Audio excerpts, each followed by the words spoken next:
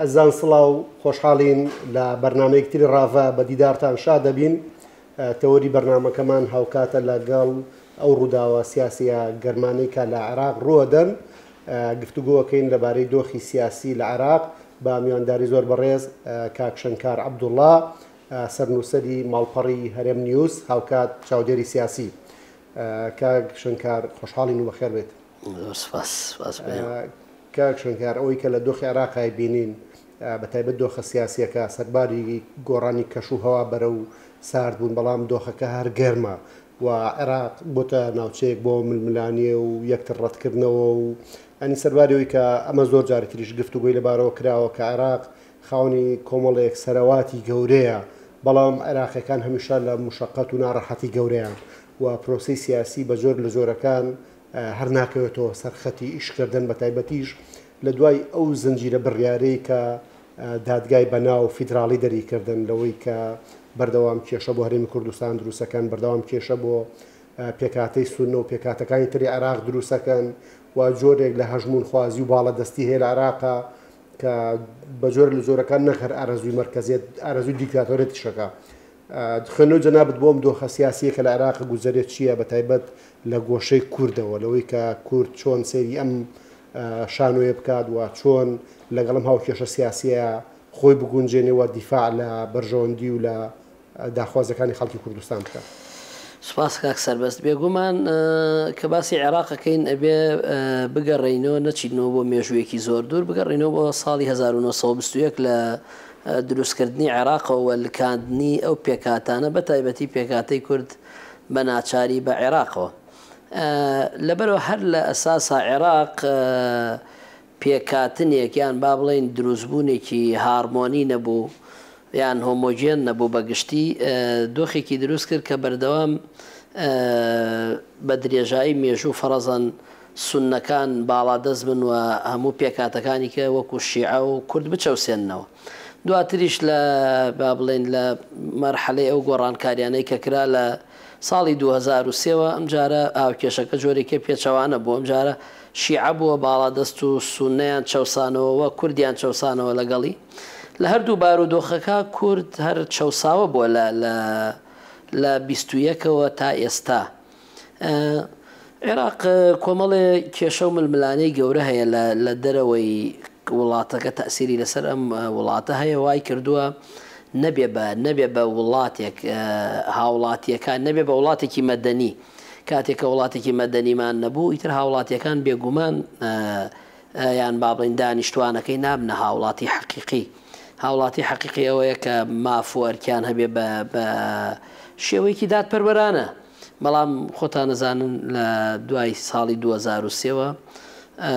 شیعە باڵادەست بوو لە حکومڕانی عێراق. ئەو دەسەڵاتی کە هەیە بوو زۆر خراپ بەکارهێنا بە ڕۆحیەتی ئینتیقام و تۆڵەکردنەوە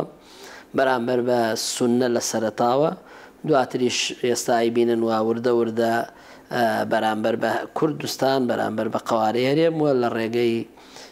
سڵە هیچ ڕێگەیەکیش ناکاتەوە، چ لە ڕێگەی سەربازی و خۆتان بین لە 16 ئۆکتۆبر بە تەواجودی سەربازی هات، لە دوای ئەوەش بە دادگای فیدراڵی و ئەوەی کە ئەو بڕیارانەی کە بەردەوام دەرێکا لە دژی کورد. بۆیە مشکلەی شیعە ئەوەی ئەو ڕۆحیەتەی کە هەیەە ڕۆحیەتێکی تۆڵەسەدنەوەی ئەوان بەردەوام وە هەستەکەن لە 21ەوە بۆ 2023 ئەمان چەساونەتەوە. ئێستا قەرەبووی ئەو هەموو چەسانەوەکەن بەرامبەر بە بەرامبەرەکەیان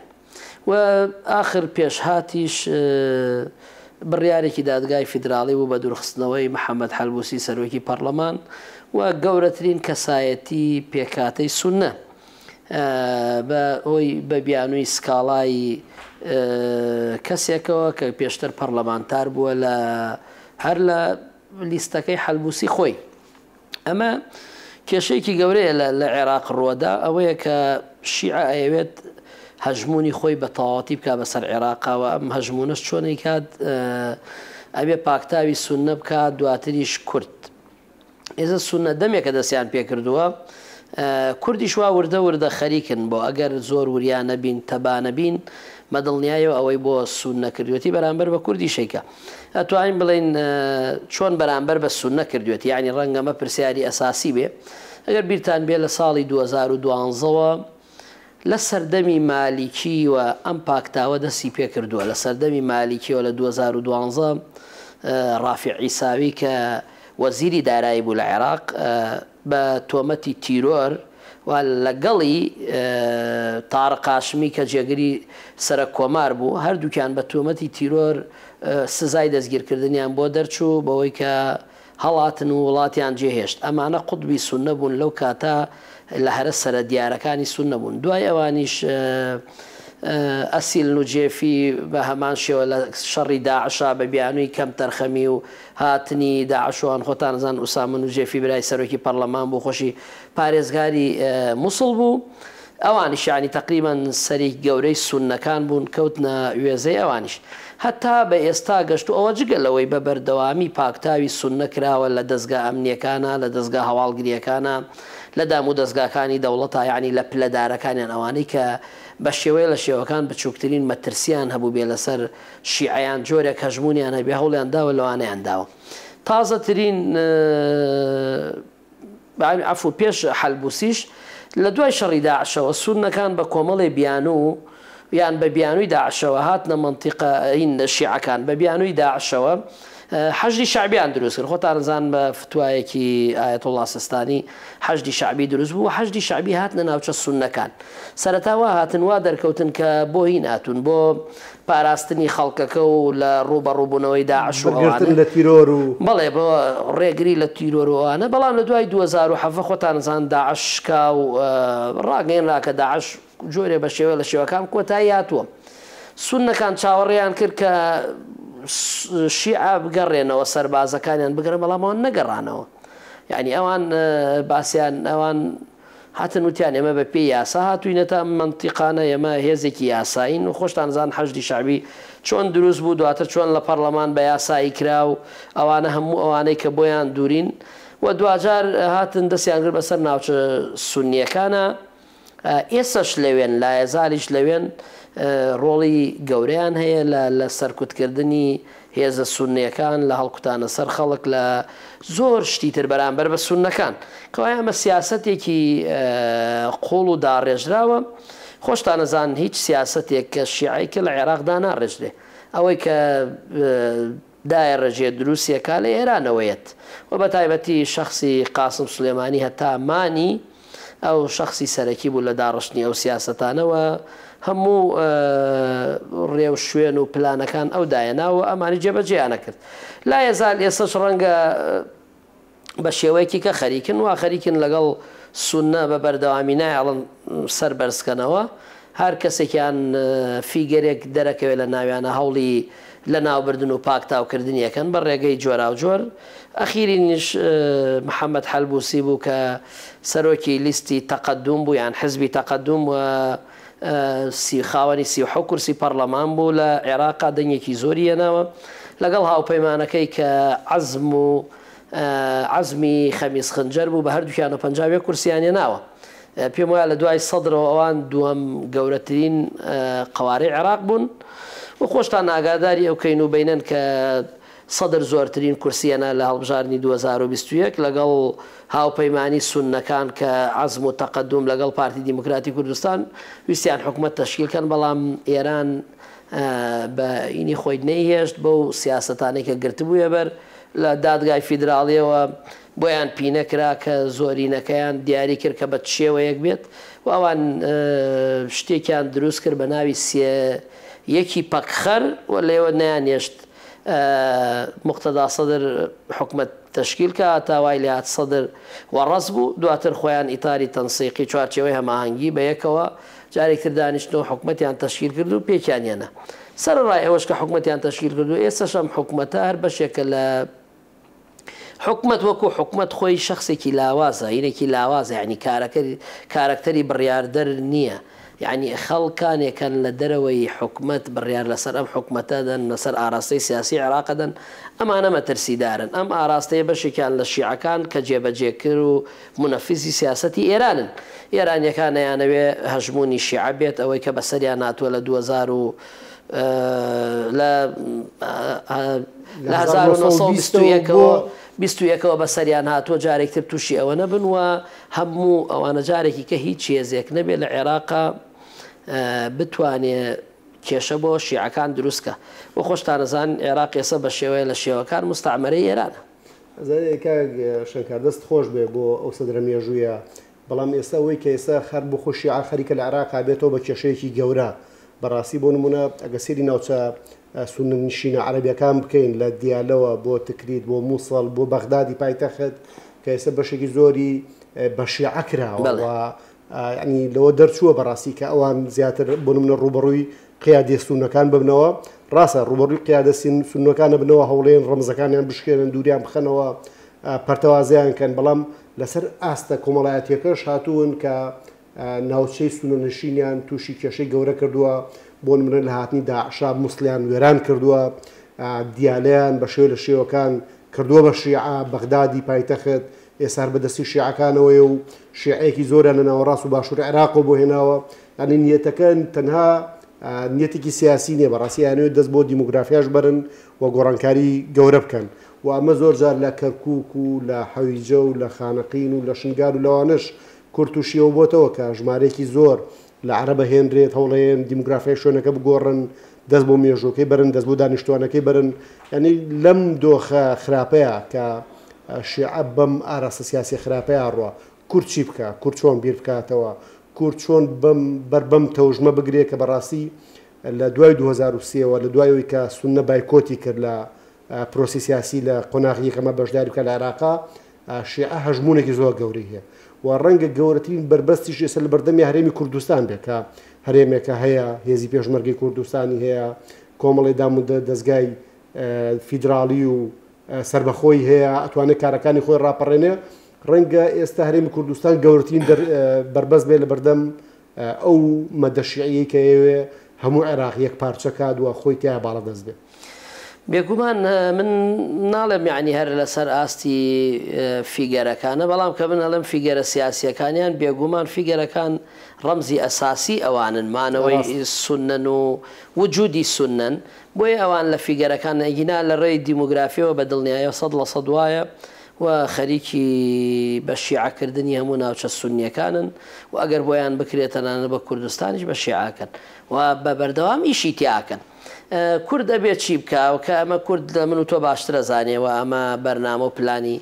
شیعەکانەوە ئێران لە پشتیوەتی کورد دەبێت یەکگرتوو بێت تەبابێ بیر بکاتەوە چۆن ڕێگە لەمە بگرێت ئەم جۆرە لە سیاست چونکە ئەم سیاستە ئەگەر بەردەوام بێ دوجارەوەی بەسەر سونە هات بەسەر ئەمانیشێت بۆ ئێمە پێویستە زۆر ئاگاداری ئەو سیاستە بن و بەرنامە و پلانی تۆکمەیان هەبێت چۆن ڕوبەڕووی بنەوە تەبایی یەکێکە لە ئەینە گرنگەکان یا بڵێن مەهامە گرنگەکان کە ئەتوانێ بەباشی بەربەم بەم مدەی شیعە بگرێت بە و بە شیعەکردنی عێراق بگرێت تەبایی نێوان هێزە سیاسیەکانی کوردستان بە تایبەتی یەکێتی و پارتی کەوت و هێزە خاوەنی چەکدارن خاوەنی زۆربەی دام و دەستگاکان لە کوردستان بەدەستی ئەوانۆیە خاوەنی نفوزن لە شارەکانە یعنی ئەمان ئەتوانن بە یەکگرتویان ڕوبەڕووی ئەم سیاسەتە بنەوە ئەگینا ئەگەر بەم شێوە و بەو پەرتەوازەیە من کێشەی گەورە بۆ خۆیان دروستەکەن و ئەوەی بەسەر سونایەت بەسەر کوردیش چاوەڕوان کراوە بۆیە زۆر گرنگە سەرکردایەتی سیاسی کورد بە بەرنامە و پلان ڕوبەڕووی ئەم هەوڵە بێتەوە بزانێت چۆن مامەڵە لەگەڵ ئەم دۆخە تازەی عێراقەکات کاکشنکات لەبەرەوەی کە جەناب لە بەش یەکەمی قسەکان شتە باسیەوە کرد کە بەڕاستی دەزوەردانی هەرێمی هەیە لە بەکارباری عێراقا و بەجۆر لە جۆرەکان ئەو ئەجەندایەشی جێبەجێکرێ بەڕاستی ئەجەندای هەرێمیە دەوڵەتێکی زلێزی ناوچەکەیە ڕۆڵی ئەمریکا ئەوروپا دەوڵەتانی ناوچەکە لەوەی کە بەربەم تەوژمە بگیرێ ئەنی خوێنەوە چیە لەوەی کە چۆن وا بکرێت بە تایبەتی کورد کە لە بەردەم مەترسیایە چۆن لەسەر ئاستە نێودەوڵەتێکە بتوانێت لۆبی بکات و بە جۆرە لە جۆرەکان پشتیوانی نێودەوڵەتی بەدەست بهێنێ بۆی کە بەڕاستی ئەوەی کە بەسەر ناوچەستونە نشینەکانە هاتووە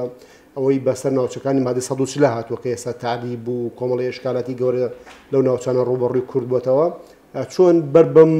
تەوژمە بژیرێ بە تایبەتی لە ئاراستەی لۆبیکردن و هێنانی یان واکرێ هاوبەشی پێکردن لە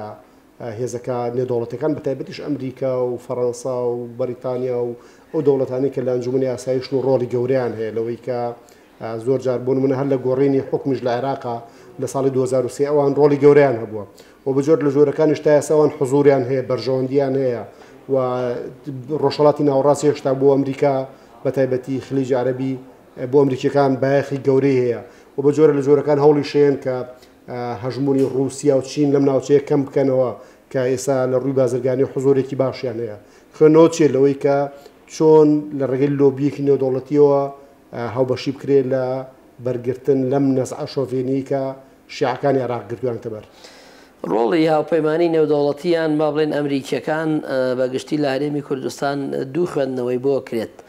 یان با بڵێن دوو تێڕوانین هەیە تێڕوانینێکیانەوەیە کە گلەیی زۆر لیان هەیە کە بە پێی پێویست لە هاوکێشەکانە ڕۆڵیان نییە نایەنە پێشەوە خوێندنەوەیکی تریان ئەوەیە کە مانەوەی هەرێمی کوردستان بەشێکی زۆری پەیوەندی بە وجودی ئەوانەوە هەیە ئەگەر وجودی ئەوان نەبێ و ڕۆڵی ئەوان نەبێت بێگومان هەژمونی وڵاتانی ئیقلیمی لەم منتیقاوە کاریگەری زۆری لەسەر هەرێمی کوردستانە بێ بە تەواوەتی هەرێمی کوردستانە خاتە بەردەم مەترسی گەورەوە بۆیە لەو ڕوانگەوە ڕەنگە ئەمە داواکاریمان لە ئەمریکیەکان لە هاوپەیمانانەوانە بێت کە ڕۆڵی زیاتر بگێڕن ئەم منتیقە قەوارەی هەرێمی کوردستان کە لە ناوچەکە تاکە شوێنی پارێزراوە بۆ ئەمریکیەکان بۆ ئەجنەبیەکان بە شێوەیەکی گشتی پێویستە ئەوانیش بەدەمەوە هاتن ئیسیجابەیان هەبێ بۆ ئەو قەوارەیەوە ئاگاداری ئەوە بن کە ئەم قەوارەیە گرنگە ئەگەر ئەمە نەمێنێت مانەوەی ئەوانیش زەحمەتە لێرە خۆتانەزان لایەنە شیعەکان بە چەند جۆر داواکاری هەر ڕۆژێک بە شێوەیە داوای چوونە دەرەوەی ئەمریکیەکانەکەن داوای هێزە وڵاتانی کێکن لە عێراق و بە پێی یاسا لە پەرلەمان هەوڵیان داوە ئێستا تازەترین هەوڵیشان هەم جارێکی ئەیانەوێ بڕیارێکی کە دەرکەن بۆ دەرکردنی ئەمریکیەکان و ئەو هێزانەی کە لە عێراقن لەبەرەوەی ئێوە ئاگادارن لە ماوەی ڕابردووە زیاتر لە 6 جار منکە و بارەگاکانی ئەمریکا لێرە لە هەرێمی کوردستان لە عێراق لە سووریا بردومان کراوە لەلایەن گروپەکانی بەرەی مەقاومەوە بەشێکیان بەناو عێراقین بەڵام هەموو ئەوانە چنە چوارچەوەی ئێران و بەرژەوەندی ئێران و ئەوامرەکانی ئێران جێبەجێکن ئەمانە کێشەی گەوریان بۆ خودی عێراقیش دروست کردووە تەنانەت کەسێکی وەکو سوودانی چەندان جار داوای لێکردوون کە ئاگاداری ئەو مەوزوعە بن دۆخی ئێمە باش نییە ئێمە ئەمریکیەکان بیانوێ بە فترەیەکی زەمەنی کەم عێراق ئەگەڕێن نەدواوە داهاتەکە ئێ با بڵێن عوملەکەی پارەکەی بە پارەکەی بە تەواوەتی سووک و ئەوەکەن یعنی بێبەهایەکەن مەفروزە هەموو ئەمانە بەڵام ئەوانە کێشەکە لەوایە گوێ لە سەرکردە عێراقیەکان سەرکردە نیشتیمانی عێراقیەکان ناگرن ئەوانە خەڵکانێکن ئەوامر لە شوێنیکەوە وەرەگرن فەرمان لە شوێنیکەوە وەرەگرن و بە پێی بەرژەوەندی و ئەوامری ئەوانە ئەجۆڵێنەوە بۆیە ئەمانە هەمیشە کێشەی گەورن بۆ عێراق و بەرژەوەندی نیشتیمانی ناخوێننەوە ڕاستە ئەوان بە بیانووی ئەوەی ئەمانە هێزی داگیرکردن و لە پێناو عێراقایکەینوانە بەڵام ئەسڵی بابەتەکە ئەوەی ئەمانە هیچیان پەیوەندی بە عێراقەوە نیە وە لە بەرژەوەندی عێراق نییە ئێوە خۆتان نەزان نەگەر ئەمریکیەکان بیانەوێ لە هەفتەیەکە دیناری عێراقی لە تمەن زیاتر بێبەهاکەن لەبەرەوە ئەمە زۆر زۆر گرنگە لایەنە عێراقیەکان ئاگاداری ئەوە بن و هەمووشیان ئەزان بەڵام بۆچی ئەمەکەن بۆچی نایەنە ژێربار بێگومان وڵاتانێکی کە هەیە کە دەست لە پشتی ئەم گروپانەدا سەپۆرتی ئەم گروپانە کە ئەم گروپانە ئەوەندە بەرژەوەندی ئێرانە پارێزن یان با بڵێنە وڵاتانە پارێزن ئەوەنە باکیان بە عێراق نییە لەبەرەوە عێراق وڵاتێکی دامەزراوەی نییە وڵاتێک نییە کە وڵاتێکی مەدەنی نییە کە هاو نیشتیمانیەکانی هەست بە هاوڵاتی بوون بکەن بێگومان ڕوبەڕووی ئەمە ئەبێتەوە ئەمە مشکلەی گەورەی عێراقە و چارەسەرکردنی ئەو حاڵەتەش زۆر قورسە لە ماوەی ڕابردووە خۆتان ئاگادارن ئەمریکیەکان بۆ یەکەم جار گورزێکی سەربازی لە حەشدی شعبی وەشان کە گورزێکی کاریگەر و جددی بوو بەڵام ئەمریکیەکان هەندێشت هەیە لایەن بووە بە یعنی ئەوەی کە ئەگەر چی ئەمە زۆر جار گلەیمان لیان هەیە بۆچی ئەوەندە دەسەوسانن ئەوانەیانەوێ وا پیشانی بن کە تەداخل ناکەن لە عێراقا ئەیانەوێ سەروەری عێراق پارێزراوە بێت نایانەوێ بەڵام ئەمان ئیتر ئەمەندە ئیسیبزازیان کردوون سەبری ئەمریکیەکانیشان پچڕاندووە بۆیە من چارەنووسی ئەو گروپانە بە شێوەیەکی باش نبینم ئایندەیان باش نبینم دڵنیام ئەمڕۆ بیان سبەی ئەکەونە بەر گورزی زۆر کاریگەری ئەمریکا و هاوپەیمانانەوە زەربەی گەورەیان بەرەکەوێت. کاکشنکات لەو ڕانگەیەوە کە کورد و سوننەوەکو دوو پێکاتەی کە لە دوای شیعی عەرەبی عراقیەوە کورد و سوننەش دوو پێکاتەی سەرەکین ئەکرێ مادەم ئەم دوو پێکاتەیە لە بەردەم مەترسی هێزە شیعەکانان و بەڕاستی ئەو دۆخە مەترسیدارش کە هێستا هەیە و هەستی پێکرێت و بەشێکی گەورەشی پراکتیک کراوە هەم بەرامبەر بە کورد هەم بەرامبەر بە سوننە ئەکرێ کورد و سوننە لە پرۆژەیەکی سیاسیە لە هاوکێشەیەکی سیاسی هاوبەشی بکەن بۆی کە بتوانن جۆرێک لە هاوپەیمانێتی ڕابگەێنن یان جۆرێک لە کردەی سیاسی بکەن لەوەی کە بەر بۆ تەوژمە شیعە بگرن بە تایبەتیش لە قەناعەت پێهێنان بە دەوڵەتە زلێزەکانی دنیا بە هاوپەیمانی نێودەوڵەتیەکان لەوەی کە کورد و سوننە وەکو دوو پێکاتە لە بەردەم مەترسی گەورەیان و ئەوەی کە لە عێراقا گوزەرێت وەلانانی دەستور و باڵادەستکردنی سەرباز و هێزی حەشدی شعبی و میلیشیا و ئەو دۆخە نالەبارێ تقریبا هەندێک هەماهەنگی باشەیە یعنی بە ئەوانەزان هیچ هەماهەنگیەک نیە هەماهەنگی زۆر باشەیە و لە ئاستی زۆر سەرەوە و زۆر باش تقریبا ئەتوان بڵم قیادەی سیاسی کورد تەسیرێکی باشی لەسەر لایەنە سونیەکان هەیەەوە هەر ئەمەیە کێشەی بۆ وڵاتانی ئیقلیمی دروست کردو ئەوان پێیان وایە سونیەکان سونەکانیش بە ئەمری کاک مەسعود دەجوڵێنەوە بۆیە زۆر جار فشارەکان زیاتر لەسەر هەرێمی کوردستان دروستەکەن و فعلەنیش سونەکان تا ڕادەیەکی باش پابندن بە مڕیاری سیاسی کوردەوە ئەو هەماهەنگە لە ئاستێکی زۆر باشە هەیە بەڵام کێشەکە هەژمونی ئێرانە هەژمونی ئێران بە عملیتر بە جددیتر و بە سەپۆرتێکی گەورەی مادیترەوە لە ئەمریکا و لە وڵاتانی خلی جوانە باشتر هاتووەتە پێشەوە بۆیە ئەو توانیوێتی باشتر سوود لەو دەرفەتە بینێ بە قازانجی خۆیگینا لە نێوان کورد و سونە هاوپەیمانێتی تقریبان ئەگەر نووسراویش نەبێ جۆرێک لە هاوپەیمانەتی نووسراو هەیە جۆرێک لەوە هەیە کە هەردوو لایەن هەستەکەن شیعەکان ئەیانەوێ بیان چەوسێنەوە هۆشیارن بەرامبەر ئەوە باش لەوە تێگەن بۆیە تقریبان جۆرە هەماهەنگیانێ بەڵام ئەگەر پێت وابێ بێ مەفرۆزە باشتر کرێوا بکرێت کە وڵاتان بخرێتە سەرخەت بێگومان لەم بوارانە هەتا ئیش بکرێت کەمە و پێویستی بە ئیشی زیاترەیە دۆخەکەش ئیشی زیاترمان لێخوازێ. کاکشنکار دەست خۆش بێ سواز بۆ ئامادەبوونت لە بەرنامەی ڕاڤا و سواز بۆ هەموو شیکردنەوەکانت بۆ ئومێدەی کە دۆخی سیاسی عێراق لەمە ئێستا خراپتر نەبێ و بە تایبەتی لەو گەمەیە کە ئێستا بە دۆلار و دیناری عێراقیە کرێ و بە زۆر لە زۆرەکان بەڕاستی کۆی عێراقیەکان هەز بە هاوڵاتی بوون و ئەمان و چارەسەرکردنی کێشەکان ناکەن یان ئەگەر تەماشا بکەی لە عێراق هێشتا هیجرەتی بە کۆمەڵ هەیە چی لە ئاسی ناوخۆ چ لە ئاسی وڵاتانی ناوچەکەەوە چی ڕۆیشتن بەرەو ئەوروپا و دەرەوەش و بەڕاستی دۆخە بازرگانەکەش ینی دۆخی دەخلی خەڵک و بژێوی و ژیان نەکرد لە ناوەڕاست لە باشوور و لە زۆر شوێنی تریش بەڕاستی لە ئاسپێویستانیە سەرباری و سەرۆت و سامانە گەورە هەیە کە وە چاوەڕوانی هەبوو لەوەی کە لەم 20 ساڵی ڕابردوو بە تایبەتی لە دوای ڕوخانی دەوڵەتی عێراقی ژیانێکی باشتر بۆ عێراقیەکان فراهەم بێ و لە دوای نووسینەوەی دەستور جۆرێک لە شەراکەت و تەوازن لە بینی بە تایبەت سێپێکاتی کورد و سونە و شیعە دروست بێ بەداخڵ کە دروست نەبووە بەرەو کۆتایی بەرنامەکە چی نەگەر قسەیەکت هەبێ لەسەر و دۆخە سیاسیە و شتێک کە بتێ بێڵێت. وڵات شتەکە هەر ئەوەیە کە تەبایی هەرێمی کوردستان ئەتوانێت ڕێگری لە زۆر پیلانی ئیقلیمی و تەنانەت ناوخۆیش بکات بۆیە پێویستە و دوولایەنە ئاز بەو بەرپرسیارەتیە بکەن کە لە ئەستۆیانەوە ئاگاداری قوارەی هەرێمی کوردستان و حکوومەتی هەرێم بن لەوە زیاتر ئاواز نەبێت لە بەرامبەر عێراقەوە لە بەرامبەر وڵاتانی ئیقلیمیە. کاکشنکار عەبدوڵڵا سەرنووسەری ماڵپەری هەرێم نیوس خۆشحاڵ بووین ئامادەبوونت. سپاس بۆ ئامادەبوونت. ئەزان بەم جۆرە هاتینە کۆتایی بەرنامەی ڕاڤۆ و تا ڕاڤەکردنێکی تر بەخواتان ئەسپێرین و خواتان لەگەڵ